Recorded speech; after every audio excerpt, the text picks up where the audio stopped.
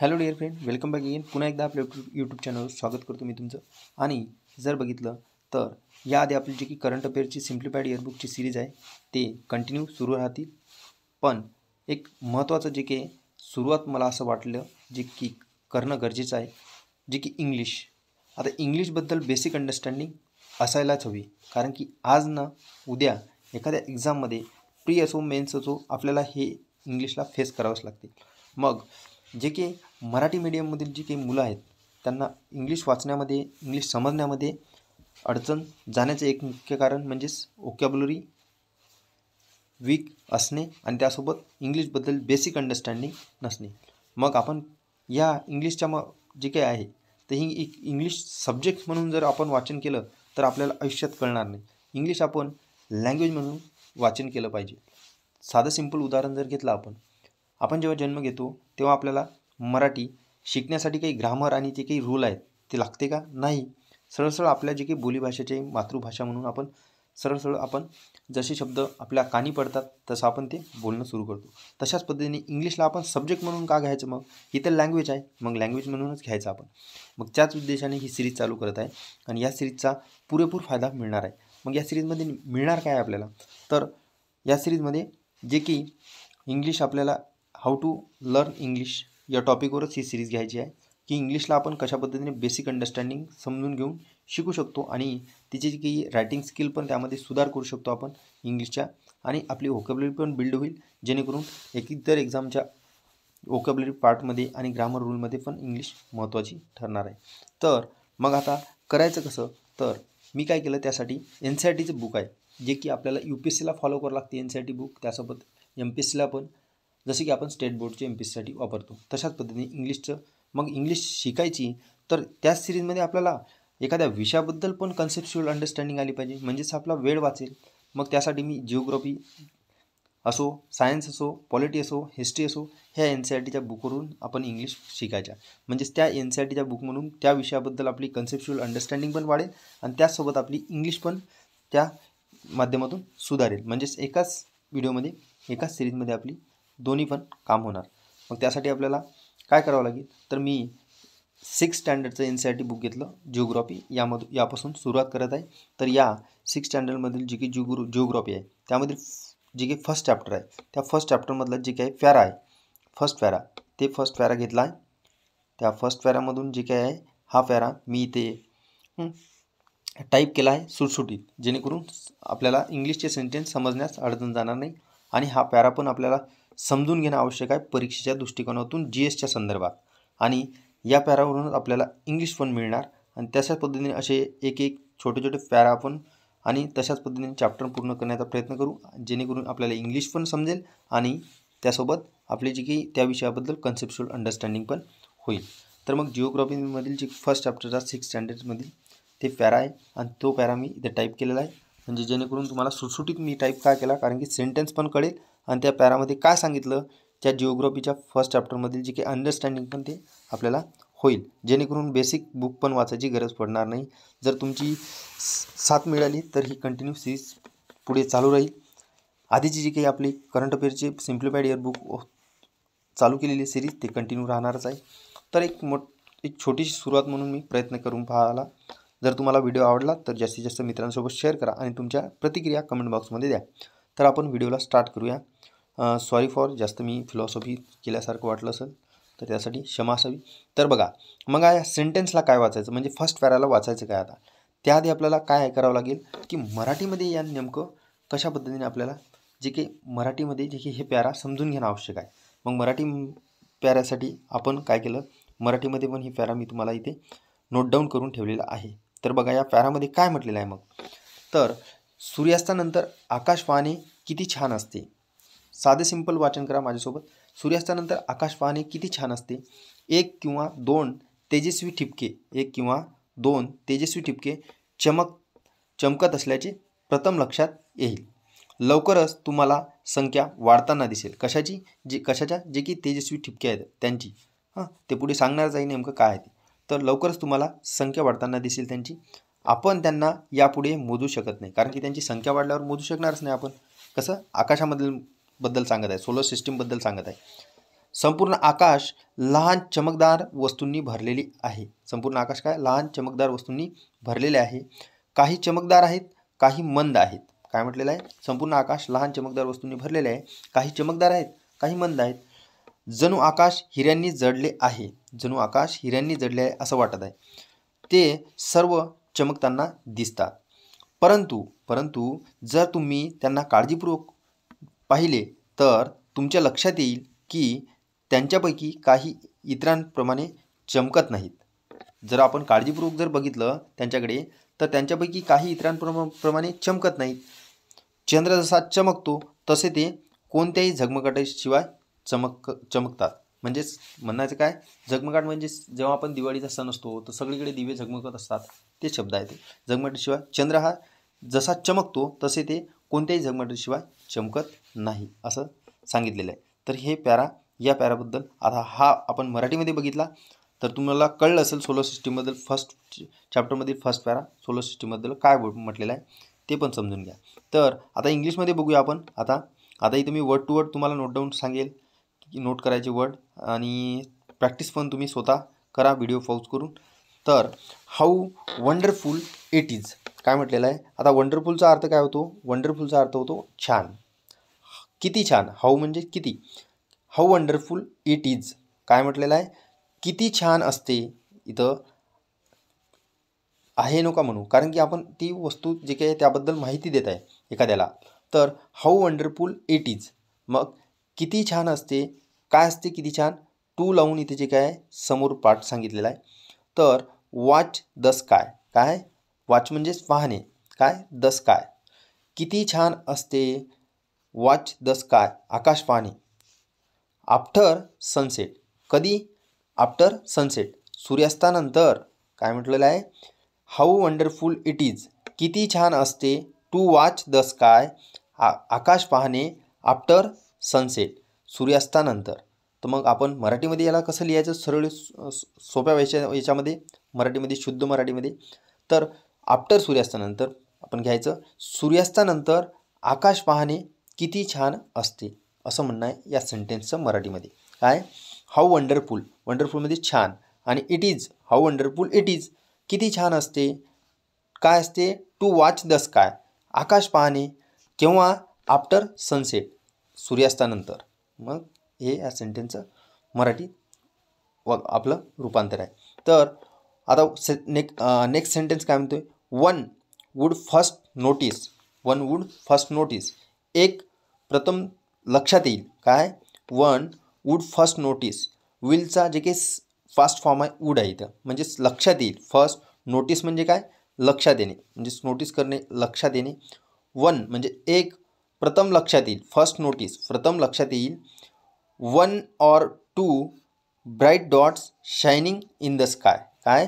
One or two bright dots shining in the sky. काय म्हटलेलं आहे? वन म्हणजे एक, वूड फर्स्ट नोटीस म्हणजेच प्रथम लक्षात येईल. वूड फर्स्ट नोटीस प्रथम लक्षात येईल. काय लक्षात येईल? वन ऑर टू एक किंवा दोन. ब्राईट म्हणजेच काय? तेजस्वी. डॉट्स म्हणजेच काय? ठिपके. आणि शायनिंग म्हणजे चमकणे. आणि इन म्हणजे आत. The sky. काय म्हटलेलं आहे? वन वूड फर्स्ट म्हणजेच प्रथम लक्षात येईल. वन एक किंवा दोन, ब्राईट तेजस्वी, ठिपके डॉट्स, शायनिंग म्हणजे तेजस्वी एक किंवा दोन तेजस्वी ठिपके चमकत असताना. कुठे? In the sky. तर प्रथमतः आपल्या लक्षात येईल की एक किंवा दोन तेजस्वी ठिपके चमकताना कुठे? आकाशामध्ये. ते प्रथम आपल्याला लक्षात येईल. तर बघा, soon you would see the number increasing. आता सूनचा अर्थ काय? म्हणजेच व्हेरी सून म्हणजेच लवकरच. सून यू वूड सी म्हणजे तुम्ही पाहू शकाल. काय? You would see. इथं म्हटलं यू विल सी, तुम्ही काय? तुम्ही पाहसाल असं होईल. पण यू वूड सी इथं फास्ट फॉर्म याच्यामध्ये सांगितलेलं आहे. विलचा वूड फास्ट फॉर्म इथे यूज केला आहे. लवकरच तुम्ही पाहू शकाल. द नंबर इन्क्रीजिंग, कशाचा नंबर इन्क्रीजिंग वाढ आहे? या काळा जे काही तेजस्वी ठिपके आहेत यांचा नंबर म्हणजेच काय? इन्क्रीजिंग म्हणजेच वाढवणे, म्हणजेच त्यांची संख्यामध्ये वाढवणे.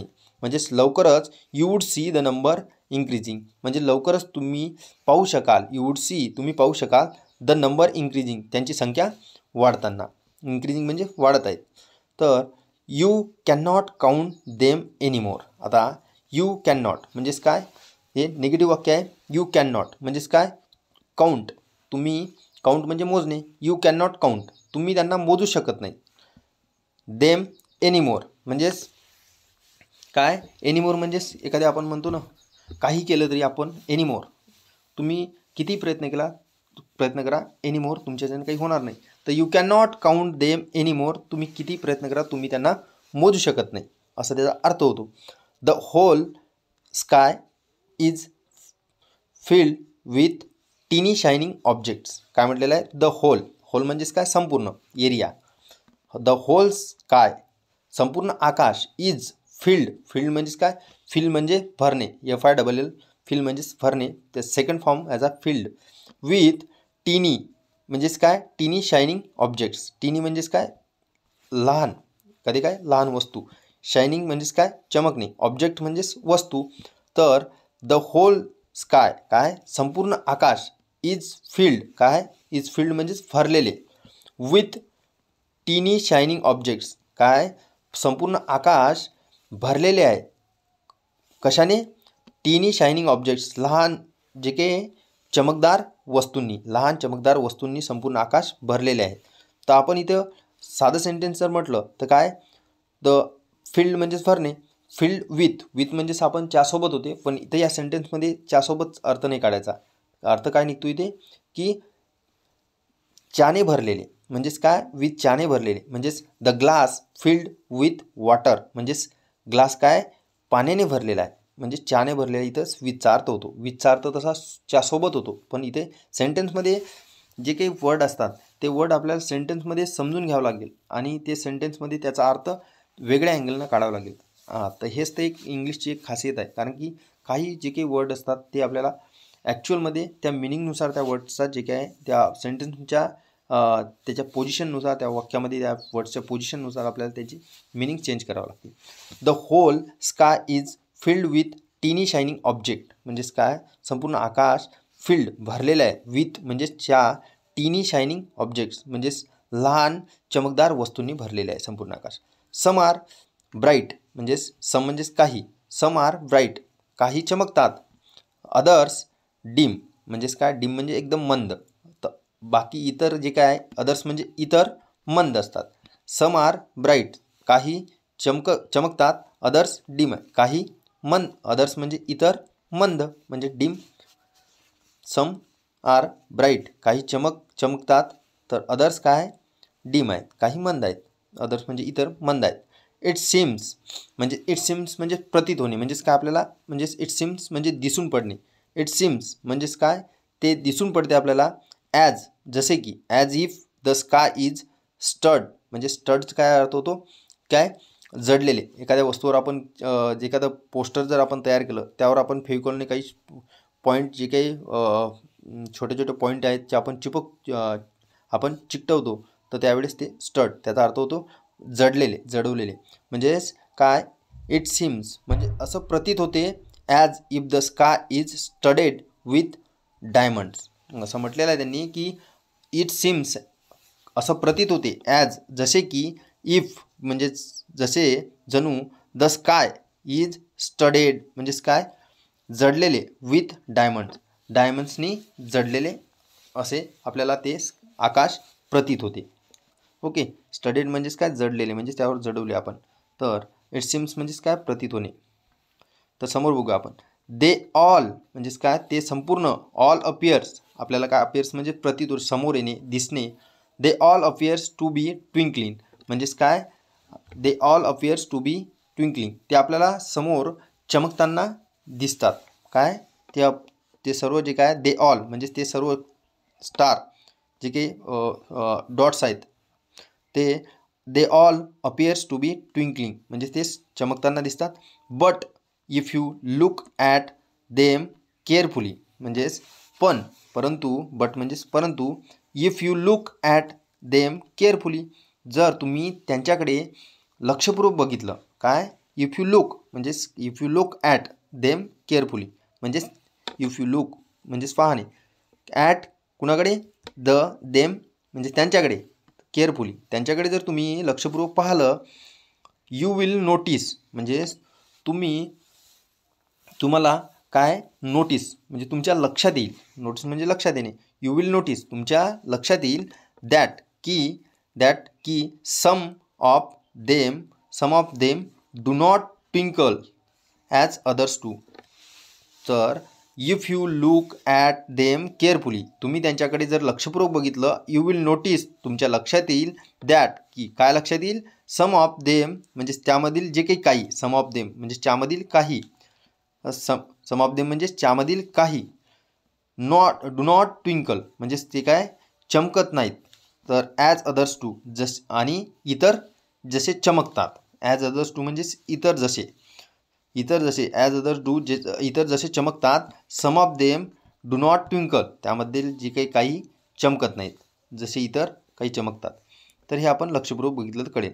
तर दे सिम्पली ग्लो काय दे सिम्पली ग्लो म्हणजेच काय सिम्पली म्हणजे सहजरित्या ग्लो म्हणजे चमकणे याचा पण अर्थ होतो चमकले. दे सिम्पली ग्लो विदाऊट म्हणजेच काय एनी फ्लिकर म्हणजेच काय यांचं म्हणणं आहे दे सिम्पली ग्लो ते सहजरित्या चमकतात. विदाऊट म्हणजेच काय विदाऊट एनी फ्लिकर म्हणजेच याचा अर्थ होतो जे आपण एखाद्याचा आपण सहारा घेतो. जसं की एखाद्याचा प्रकाश एखाद्या वस्तूवर पडला तर त्याचा सहारा न घेता आपण काय केलं, the simple glow without any flicker just as the moon shine जसे चंद्र चमकतो ते त्या इतर एखाद्याचा जे काही इतर याचा म्हणजे सहारा न घेता ते just as the moon shines तसे ते चंद्रासारखे चमकताना दिसते आपल्याला.